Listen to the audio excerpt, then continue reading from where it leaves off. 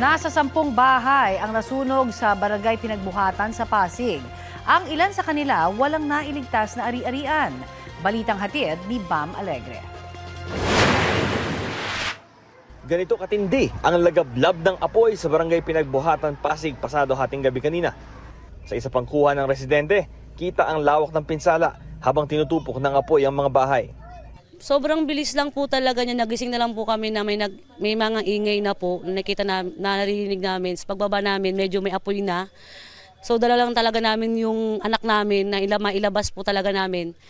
Sa pagbalik po namin, paglabas, may mga hindi namin makakapasok kasi sobrang lakas na po talaga nung apoy.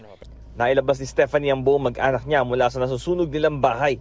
Walang naitalang sugatan o nasawi ayon sa mga otoridad. Pero isa sa mga nasunugan na si Marciano, walang natirang ari-arian. Mabilis lang nangyari. Pagtingin ko sa baba, may apoy na pala sa baba namin. Sa tabi ng bahay namin. Yung mga gamit talaga. Ubos lahat to. Walang tira.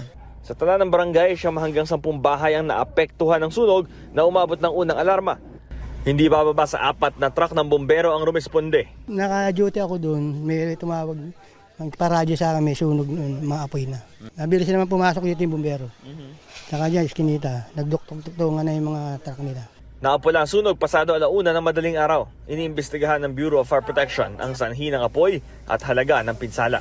Bam Alegre, nagbabalita para sa GMA Integrated News.